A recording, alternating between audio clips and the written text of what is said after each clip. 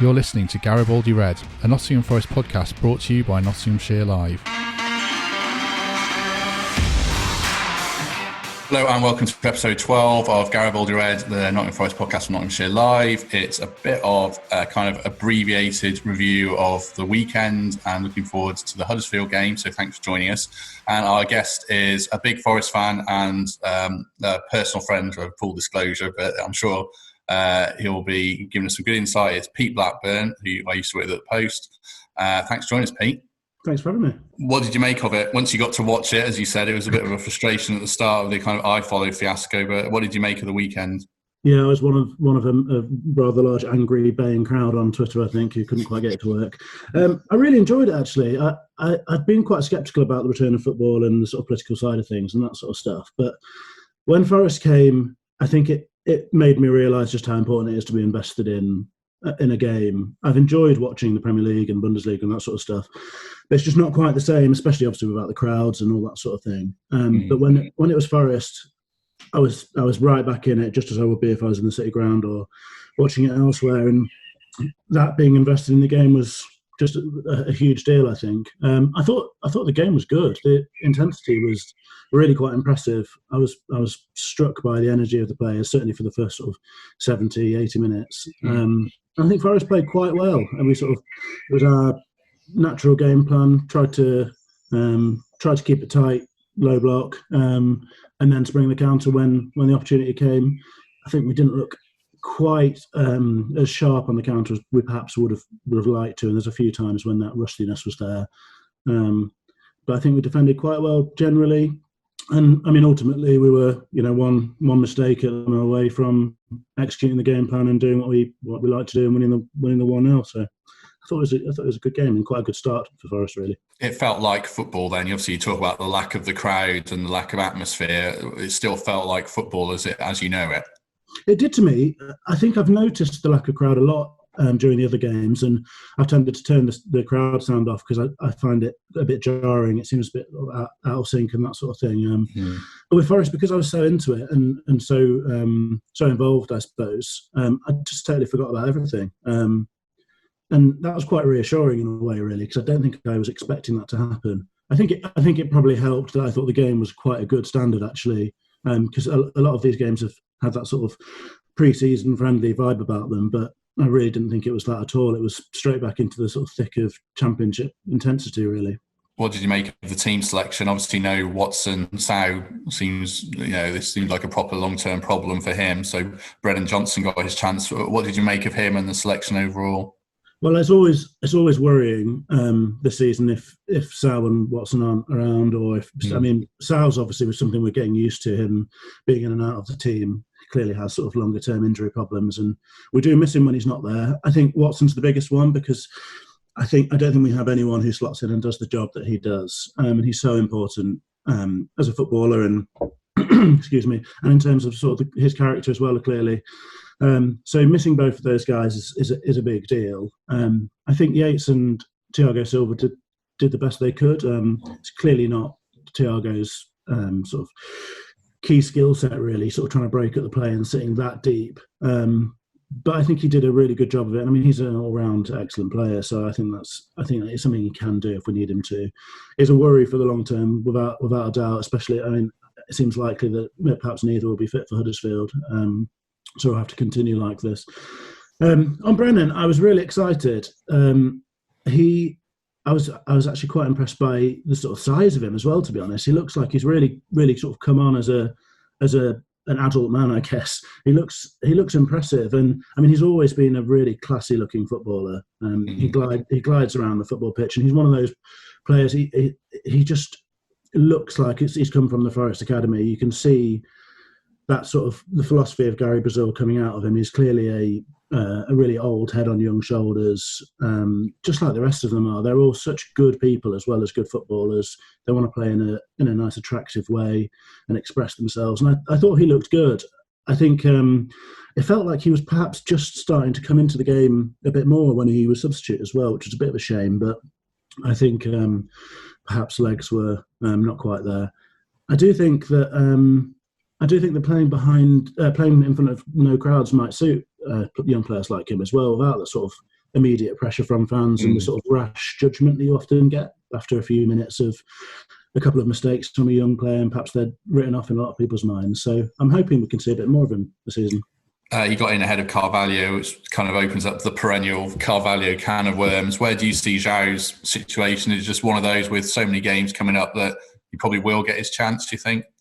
I imagine he'll feature at some point, but I mean, if Brennan's being picked ahead of him at this point, we've obviously seen Thiago Silva picked ahead of him when he's played further forward a lot of the season, and Lolly playing in the 10. You've got to think that time is probably numbered his days are probably numbered at Forest, really. It's a shame. He's clearly a man of serious talent, and he looks lovely when he's flying, and he does take Forest he does have the sort of ability to take Forest to another level, and I think we've seen it in glimpses, the way he links up with other players, particularly the sort of perhaps the more intelligent attacking players like Lolly. And I think it will be a shame, but I'm starting to think that it's inevitable that he will go, to be honest. Perhaps at the end of the season, if they can do a deal with Olympiacos, probably, I guess. Because, I mean, he hasn't really advertised himself to other clubs while he's been here, I suppose. I think if he does have a part to play this season, it might be in games where Forest need to sort of step up and try and dominate a little bit more, or sort of against our normal plan A. And perhaps he might even have a role to play coming off the left. I think he's spoken about that, being a route into the team for him. So I wouldn't rule him out, and I'd love to see him do well, because I think if he was playing well, then we'd be looking very good. But whether or not that's just a bit of a pipe dream or not, I'm not too sure. Well, how did you see Forest's goal? I mean, some good build-up and a good finish, to be fair, wasn't it? I mean, it was classic Forest this year. The main reason we've been so exciting to watch when we have been is because Cash and Lolly just have this remarkable sort of telepathic understanding. I don't think I've seen a sort of full-back and winger partnership at this level like it, really. Cash is just so dynamic and always gives that threat on the outside, which means Lolly can come inside with potentially a bit of space, even though everyone knows that's what he's going to do. And when Lolly's in that position, I mean, he is just so clinical. I think it was a remarkable finish in the way he took the goal, to be honest. A lot of pressure, really not the easiest opportunity, but when he's there, you just feel confident. And I mean, he was sharp all game. He had a few efforts from further out that looked like he was sort of right back in it and really hadn't gone away. So yeah, I think that's really, really promising for the season ahead. Both of them staying fit is pretty key. I think if you lose them, you lose so much threat. And really, that is very much our main threat, along with Graben sort of prowling in the box. So they'll be desperately hoping to keep both of them fit. Do you think that kind of bond between them is because it's kind of a winger and a winger in a sense, and Cash knows what Lolly's going to do?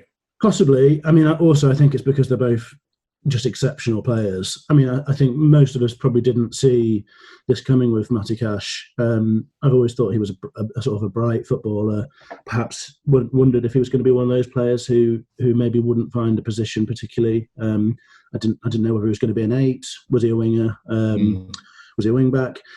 But he's just found a role where he can do a lot of the damage that he does anyway, further up the pitch. But he can do it from deeper, and that gives him space to run into. And he's just so powerful and penetrating when he runs forward with the ball. And I mean, on top of all that, he turns out to be an absolutely fantastic defender. I mean, in his own right as a fullback, he's got the lot. He blocks crosses all game, which I think you don't see from a lot of established fullbacks at this level, to be honest. So yeah, I think it's just that they're both outstanding footballers, and clearly both their instinct is to drive forward with the ball. And do it as quickly as possible, and that suits us really on the sort of counter-attacking style that we like. Not for the first time this season, even though there's been such a big gap between games, Forest couldn't see out the game to for a 1-0 win. What did you make of? Well, it was a terrible goal. What did you make of it? It was an awful goal to concede. I mean, how bad a goal was it to concede? It's not one that I want to be watching again, I don't think. I think perhaps it may be a bit lazy of me to write it off as tiredness, but I think, generally speaking, I know we have given away a lot of goals late in games, but generally speaking, I still feel quite confident with Forest defending that sort of time in the game.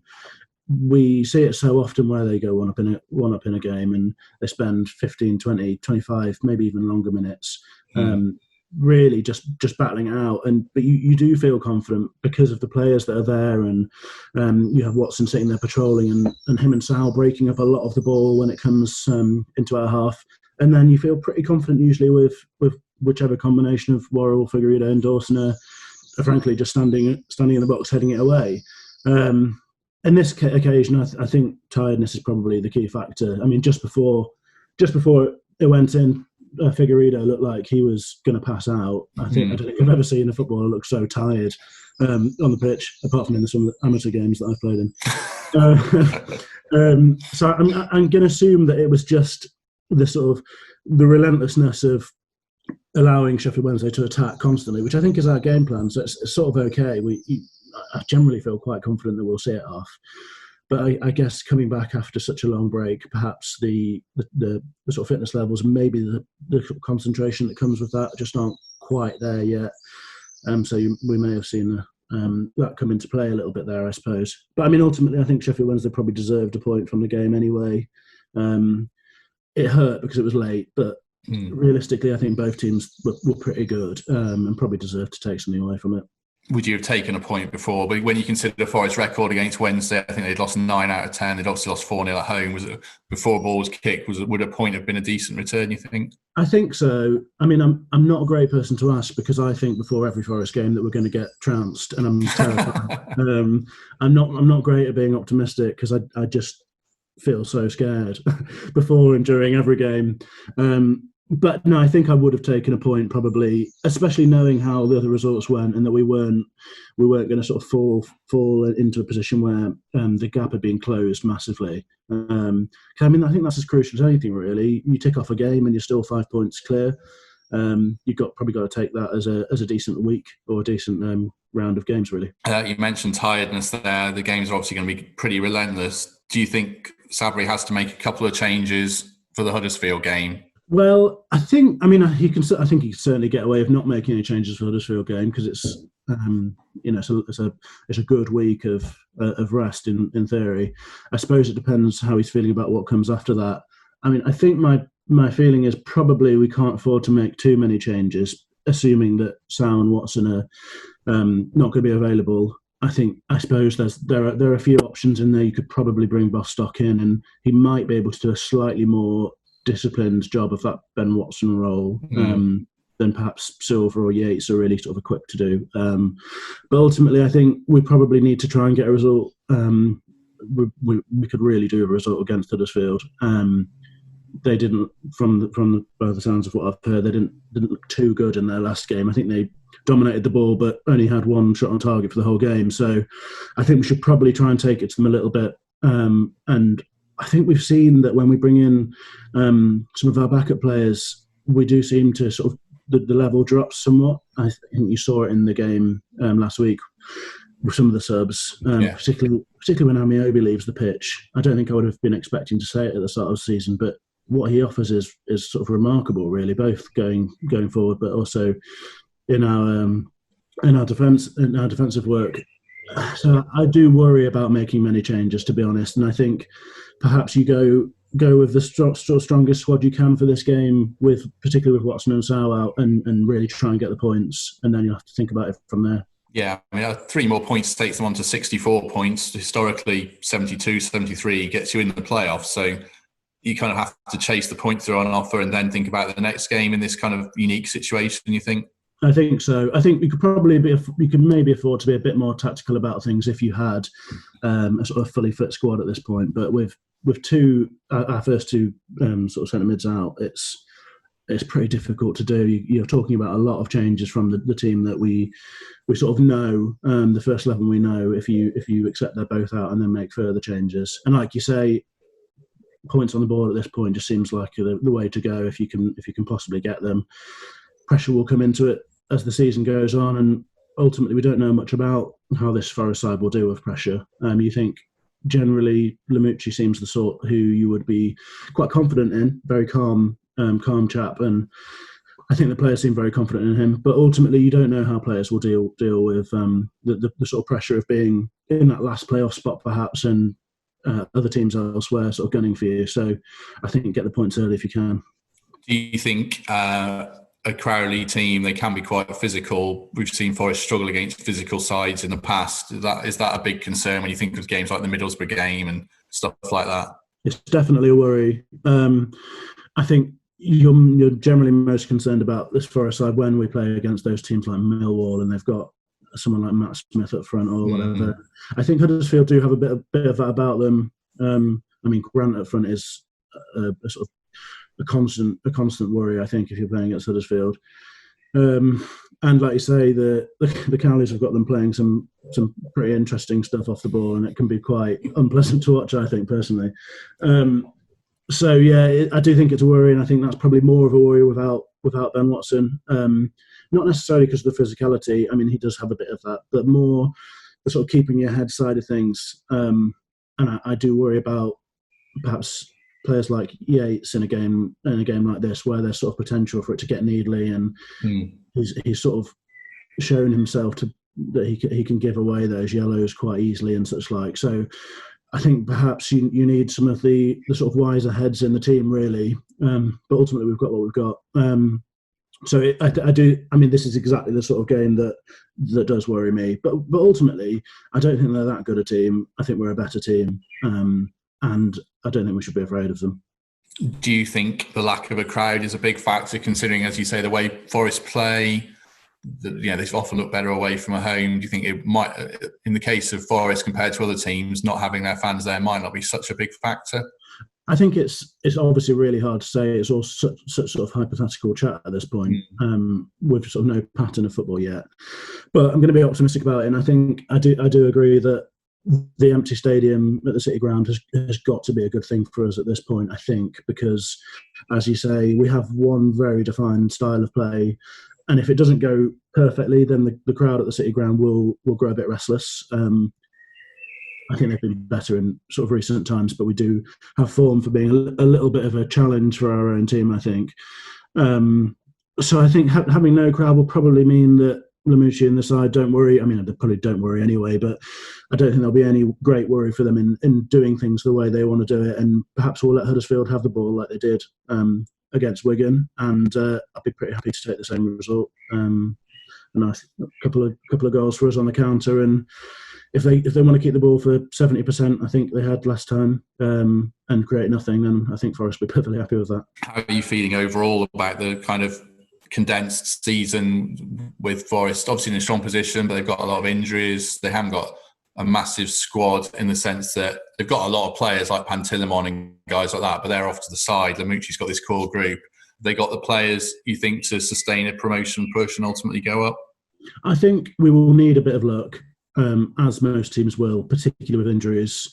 I think we can probably ride out Ben Watson being out for a little while. I think we have players who can step in and do that job, but we'll need him back, and ultimately we'll need to keep Cash and Lolly fit. I don't know what the situation is with Samba. I mean, he seemed to be in some trouble. With his, it looked like maybe his groin, which is a worry. I think he'd be a huge loss. I think it's been a while since we've had a keeper where he leaves the fans and probably the players feeling quite confident. I mean, he can be a bit erratic, to be fair, but I think something about his personality and also his quality leaves you feeling pretty confident that he's going to be there when you need him to be. And I think he would be a concern as well. So I think ultimately Forest will need, as will most teams at this level, because really it's only teams like West Brom and Fulham who have the massive squads left over from the Premier League where they can afford to carry a few injuries with, whether they've got Charlie Austin on the bench or whatever. Forest aren't going to be able to cope with an injury to Graben for the long term, to Cash and Lolly for the long term, or probably to Samba. So we need them to stay fit. And I mean, I think they're all pretty fit lads generally, apart from Graben's obviously had his concerns with his Achilles and such like. So we'll need a bit of luck. And I think Lamouchi exudes confidence, and I think if he has the sort of the say in things of looking after the players and such like, I think we can be pretty confident that he'll be making good decisions, and ultimately it will come down to a bit of luck, I guess. Well, thanks for joining us, Pete. We'll be back with Jeff Thomas later in the week, and also we'll be talking about each game as it comes along. So do like and subscribe on Apple Podcasts and YouTube and Spotify and anywhere else you get podcasts. Give us a rating, that does help, and hopefully we'll be talking about a Forest win against Huddersfield next week. Cheers. Thank you for listening to Garibaldi Red, a Nottingham Forest podcast. If you enjoyed today's episode, then please let us know. We love hearing your feedback. We'll be back soon with another episode. Thanks for listening.